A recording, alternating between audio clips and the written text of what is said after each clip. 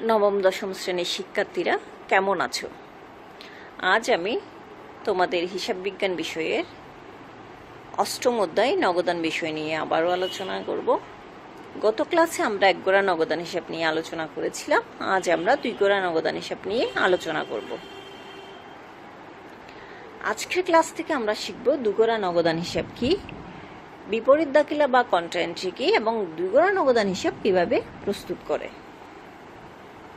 এখানে একটা কলাম তোমরা দেখতে পাচ্ছ, এটা হচ্ছে দুই গোড়া নগদান বহির কলাম। এটা আলোচনার আগে আমরা একটু জেনে নিই দুই গোড়া নগদান বহি কি। আমরা নগদান বহি কাকে বলে বা নগদান হিসাব কি যখন জেনেছিলাম, তখন জেনেছি যে হিসাবে নগদ প্রাপ্তি এবং নগদ প্রদান সমূহ অন্তর্ভুক্ত করা হয়, সেটা হচ্ছে নগদান হিসাব। যখন এক গোড়া নগদান করেছি তখন সেখানে নগদ টাকা প্রাপ্তি এবং নগদ টাকা পরিশোধের জন্য একটা করে টাকার কলাম করেছিলাম। তো ব্যবসা প্রতিষ্ঠানে শুধু নগদ টাকায় লেনদেন হয় না, এখানে ব্যাংকের মাধ্যমেও লেনদেন হয়। ব্যবসায়ী যখন নগদ টাকা এবং ব্যাংকের টাকার মাধ্যমে লেনদেন করে এবং নগদ আর ব্যাংকের জন্য আলাদা আলাদা কলাম সংরক্ষণ করে হিসাব করে, তখন তাকে দুই গোড়া নগদান বই বলে। এই হিসাবে আমরা দেখতে পাচ্ছি ডেবিট এবং ক্রেডিট উভয় দিকে দুইটা করে টাকার কলাম আছে। যখন নগদ টাকার পরিমাণ বৃদ্ধি পাবে বা কোনো লেনদেনের মাধ্যমে ব্যবসায়ীর হাতে নগদ টাকা আসবে, নগদ টাকা প্রাপ্তি করবে, তখন সেটা নগদান হিসাবে ডেবিট দিকে বসবে। আর নগদ টাকার পরিমাণ যদি কমে যায় সেটা নগদান হিসাবে ক্রেডিট দিকে বসবে। কোনো লেনদেনের ফলে যদি ব্যাংকে টাকার পরিমাণ বৃদ্ধি পায় বা ব্যাংক জমার পরিমাণ বৃদ্ধি পায়, সেটা ডেবিট দিকে ব্যাংক কলামে বসবে। আর যদি কোনো লেনদেনের ফলে ব্যাংকে টাকার পরিমাণ কমে যায়, তাহলে সেটা ক্রেডিট দিকে ব্যাংক কলামে বসবে। তাহলে যে নগদান হিসাবে নগদ এবং ব্যাংকের টাকা আলাদা করে সংরক্ষণ করা হয়, সেটাই হচ্ছে দুই গোড়া নগদান বহি। তাহলে আমরা কি বলতে পারি? আমরা বলতে পারি যে সকল প্রতিষ্ঠান নগদ টাকা এবং ব্যাংকের মাধ্যমে সংগঠিত লেনদেন সমূহ সুষ্ঠুভাবে লিপিবদ্ধ করার জন্য যে নগদান হিসেবে উভয় দিকে দুটি করে টাকার কলাম করে হিসাব রাখা হয়, তাকে দুই গোড়া নগদান বই বলে। সকল নগদ প্রাপ্তি নগদান হিসাবে ডেবিট দিকে বসাবো। আমরা কিভাবে সংরক্ষণ করব? আমাদেরকে মনে রাখতে হবে, কোনো লেনদেনের ফলে যদি নগদ প্রাপ্তি ঘটে, এই ধরনের সকল প্রকার প্রাপ্তির লেনদেন নগদান হিসাবে ডেবিট কলামে বসবে। ডেবিট দিকে যে নগদ কলামটা আছে সেখানে আমরা টাকার পরিমাণটা বসাবো। এবং যে সকল লেনদেনের ফলে নগদ প্রদান ঘটবে, সকল প্রদান নগদান হিসাবে ক্রেডিট দিকে বসাবো, ক্রেডিট দিকে নগদ কলামে বসাবো। ঠিক একইভাবে কোনো লেনদেনের দ্বারা যদি ব্যাংকে টাকার পরিমাণ বৃদ্ধি পায়, তাহলে সেটা আমরা ডেবিট দিকে ব্যাংকের কলামে বসাবো। আবার কোনো লেনদেনের ফলে যদি ব্যাংকে টাকার পরিমাণ হ্রাস পায়, তাহলে সেটা আমরা ক্রেডিট দিকে ব্যাংকের কলামে বসাবো। তাহলে আমরা কি শিখলাম? লেনদেনের মাধ্যমে যদি নগদ টাকার পরিমাণ বৃদ্ধি পায়, সেটা ডেবিট দিকে নগদ কলামে, এবং লেনদেনের ফলে যদি নগদ টাকার পরিমাণ হ্রাস পায়, সেটা ক্রেডিট দিকে নগদ কলামে। কোনো লেনদেনের ফলে যদি ব্যাংকে টাকার পরিমাণ বৃদ্ধি পায়, সেটা ডেবিট দিকে ব্যাংক কলামে বসবে, এবং ব্যাংকে টাকার পরিমাণ হ্রাস পায়, সেটা ক্রেডিট দিকে ব্যাংকের কলামে বসবে। দুই গোড়া নগদান বহিতে কিছু লেনদেন আছে নগদ এবং ব্যাংক দুটোকে একসাথে প্রভাবিত করে। এই ধরনের লেনদেনগুলোকে বলা হয় বিপরীত দাখিলা। অর্থাৎ এমন কিছু লেনদেন আছে, যেমন ব্যাংকেও লিপিবদ্ধ করতে হবে, আমার নগদেও লিপিবদ্ধ করতে হবে। এই ধরনের লেনদেনগুলোকে বিপরীত দাখিলা বা কন্ট্রা এন্ট্রি বলে অভিহিত করা হয়। যে সকল লেনদেনের ফলে নগদ দান হিসাব ও ব্যাংক হিসাব দুটো একসাথে প্রভাবিত হয়, ওই সকল লেনদেন সমূহকে আমরা বিপরীত দাখিলা বা কন্ট্রা এন্ট্রি বলবো। বিপরীত দাখিলায় যেটা হয় সেটা হচ্ছে নগদ টাকার পরিমাণ বৃদ্ধি পেলে ব্যাংকে টাকার পরিমাণ কমে যায়। যদি ব্যবসায়ী নগদ টাকা নিয়ে ব্যাংকে জমা দিয়ে আসে তাহলে কি করবে? নগদ টাকার পরিমাণ হ্রাস পাবে, ব্যাংকে টাকার পরিমাণ বৃদ্ধি পাবে। ঠিক তেমনিভাবে ব্যবসায়ী যদি ব্যাংক থেকে টাকা নিয়ে আসে ব্যবসা প্রতিষ্ঠানের জন্য, তখন ব্যবসা প্রতিষ্ঠানে টাকার পরিমাণ বৃদ্ধি পাবে, ব্যাংকে টাকার পরিমাণ হ্রাস পাবে। তাহলে একসাথে দুটো হিসাবকে প্রভাবিত করলো, নগদ টাকাকে এবং ব্যাংক টাকাকে। এই জন্যই এই ধরনের লেনদেনকে বলা হয় বিপরীত দাখিলা। বিপরীত দাখিলাকে হিসাবভুক্ত করার পরে বা করার সময় খতিয়ান পৃষ্ঠার কলামে সি বা ক লিখতে হয়। তাহলে বিপরীত দাখিলাগুলো কি? ব্যাংকে টাকা জমা দেওয়া হলে সেটা বিপরীত দাখিলা হবে, ব্যাংক থেকে টাকা উত্তোলন করা হলে সেটা বিপরীত দাখিলা হবে। বিপরীত দাখিলায় কি ঘটে? বিপরীত দাখিলায় যেটা ঘটে সেটা হচ্ছে নগদ টাকার পরিমাণ যদি বৃদ্ধি পায় তাহলে ব্যাংকে টাকার পরিমাণ হ্রাস পাবে। এই ধরনের লেনদেন হলে নগদ কলামে ডেবিট দিকে বসবে এবং ব্যাংক কলামে ক্রেডিট দিকে বসবে। আমার ব্যাংকে জমা টাকার পরিমাণ বৃদ্ধি পেলে নগদ টাকার পরিমাণ হ্রাস পাবে। এই ধরনের লেনদেনের ক্ষেত্রে ডেবিট দিকে ব্যাংক কলামে বসবে, ক্রেডিট দিকে নগদ কলামে বসবে। নগদান হিসাব ও ব্যাংক হিসাবের মধ্যে একটি হিসাব ডেবিট হলে অপর হিসাব ক্রেডিট হবে। বিপরীত দাখিলায় যদি ডেবিট দিকে নগদ কলামে টাকা অন্তর্ভুক্ত করা হয়, ক্রেডিট দিকে ব্যাংক কলামে হবে, এবং ডেবিট দিকে ব্যাংক কলামে হলে ক্রেডিট দিকে নগদ কলামে টাকা অন্তর্ভুক্ত হবে। এখন আসা যাক কোন কোন লেনদেন কন্ট্রা এন্ট্রি, অর্থাৎ আমরা কন্ট্রা এন্ট্রি কিভাবে চিনব। ব্যবসা প্রতিষ্ঠানের টাকা ব্যাংকে জমা দিলে এবং প্রতিষ্ঠানের প্রয়োজনে ব্যাংক থেকে উত্তোলন করলে আমাদেরকে যে লেনদেনগুলো দেওয়া থাকবে প্রদত্ত লেনদেন থেকে বুঝতে হবে টাকা ব্যাংক থেকে যে উত্তোলন করা হয়েছে সেটা ব্যবসার প্রয়োজনে হয়েছে কিনা। ব্যবসার প্রয়োজনে যদি না হয় তাহলে সেটা কন্ট্রা এন্ট্রি হবে না। ঠিক তেমনিভাবে ব্যবসার টাকা যদি ব্যাংকে জমা হয় তখনই কন্ট্রা এন্ট্রি হবে। মালিকের ব্যক্তিগত টাকা বা বাইরের দেনাদারের জমাকৃত টাকা কন্ট্রা এন্ট্রি হবে না। তাহলে আমরা কন্ট্রা এন্ট্রি কিভাবে চিনব? ব্যবসার প্রয়োজনে, কারবারের প্রয়োজনে ব্যাংক থেকে উত্তোলন করা হলো লেখা থাকলে সেটা কন্ট্রা এন্ট্রি হবে।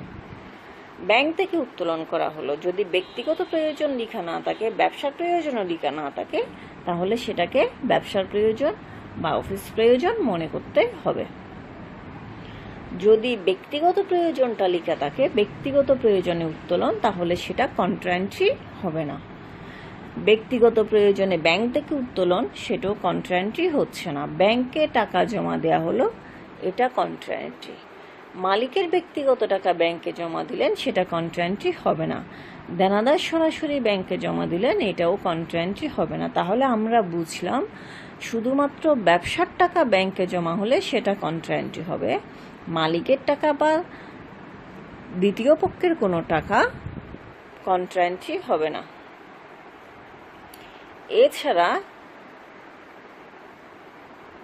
দুঘরা নগদান বহি করার সময় আরও কিছু লেনদেন সম্পর্কে জানা প্রয়োজন। সেগুলো হচ্ছে জমাকৃত চেক প্রত্যাখ্যান হলে, যদি ব্যাংকে জমা দেওয়া হয় দেনাদারের চেক, ওই ধরনের চেক যদি প্রত্যাখ্যান হয় সেটা ক্রেডিট দিকে ব্যাংক কলামে বসবে। ইস্যুকৃত বা প্রদত্ত চেক প্রত্যাখ্যান হলে পাওনাদারকে যে চেক প্রদান করা হয়েছিল বা ইস্যু করা হয়েছিল ওই ধরনের চেক যদি প্রত্যাখ্যান হয় সেটা ডেবিট দিকে ব্যাংক কলামে বসবে।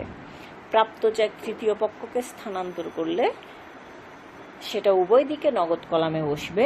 ব্যাংক সুদ মঞ্জুর করলে ডেবিট দিকে ব্যাংক কলামে বসবে এবং চার্জ করলে সেটা ক্রেডিট দিকে ব্যাংক কলামে বসবে। এই লেনদেনগুলোর সাহায্যে ব্যাংক হিসাবে হ্রাস বৃদ্ধি ঘটে থাকে।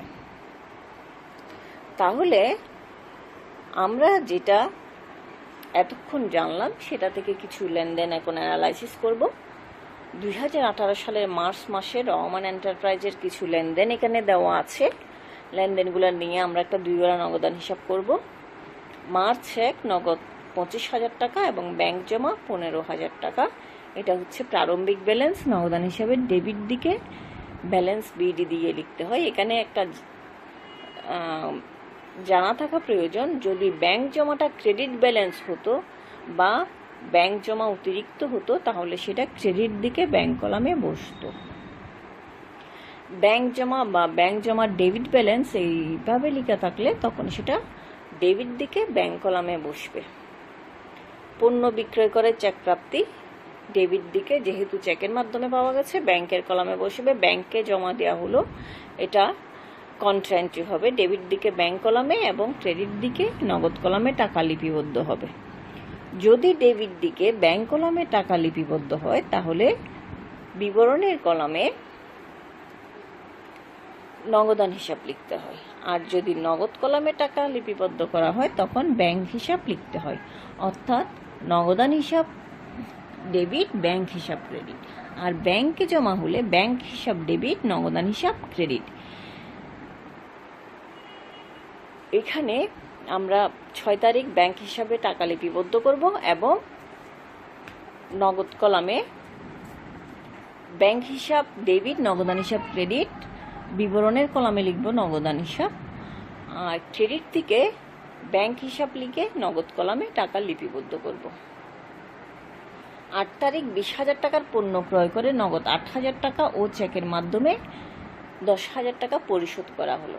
এখানে দেখা আছে 20,000 টাকার মধ্যে 8,000 টাকা নগদে দিয়েছে, সেটা নগদ কলামে বসবে ক্রেডিট দিকে, যেহেতু পণ্য ক্রয় হিসাব ডেবিট, নগদান হিসাব ক্রেডিট, সেহেতু ক্রেডিট দিকে নগদ কলামে বসবে। চেকের মাধ্যমে যেটা সেটা ব্যাংক ক্রেডিট হবে। 18,000 টাকা পরিশোধ হয়েছে আর 2,000 টাকা বকেয়া, সেটা নগদান হিসেবে অন্তর্ভুক্ত হবে না।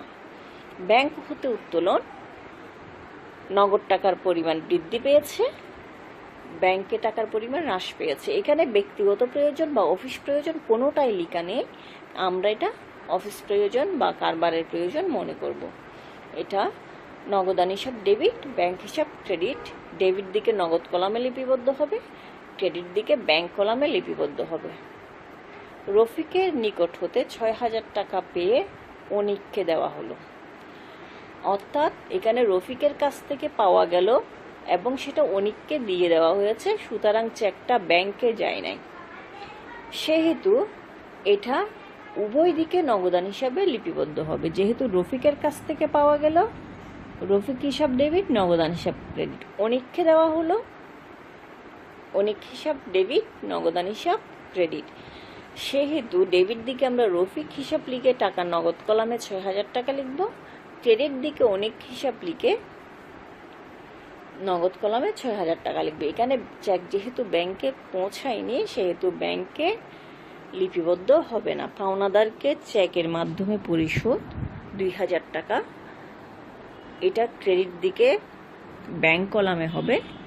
মালিক ব্যক্তিগত প্রয়োজনে উত্তোলন করলেন 1,000 টাকা নগদ এবং ব্যাংক হতে উত্তোলন করলেন 3,000 টাকা। এখানে 1,000 টাকা মালিক ব্যক্তিগত প্রয়োজনে নগদ নিয়েছে, সেহেতু উত্তোলন হিসাব ডেবিট, নগদান হিসাব ক্রেডিট, ক্রেডিট দিকে নগদ কলামে লিখব 1,000 টাকা, এবং ব্যাংক থেকে উত্তোলন করেছেন 3,000 টাকা, তাও ব্যক্তিগত প্রয়োজনে, সেটা উত্তোলন হিসাব দিয়ে আমরা ব্যাংকের কলামে লিখব, এটা কিন্তু কন্ট্রা এন্ট্রি হবে না। 16 তারিখের চেকটি প্রত্যাখ্যান হলো। 16 তারিখের চেকটা ইস্যু করা হয়েছিল পাওনাদারকে, যেহেতু ইস্যুকৃত চেক প্রত্যাখ্যান হয়েছে, সেটা চেক দেওয়ার সময় ক্রেডিট দিকে ব্যাংক কলামে ছিল, এটা প্রত্যাখ্যান হয়ে এখন ডেবিট দিকে ব্যাংক কলামে চলে আসবে। আমরা পাওনাদার হিসাব দিয়ে ব্যাংক কলামে টাকাটা লিখব। ভাড়া দেওয়া হলো 5,000 টাকা এবং চেকে বেতন দেওয়া হলো 7,000 টাকা।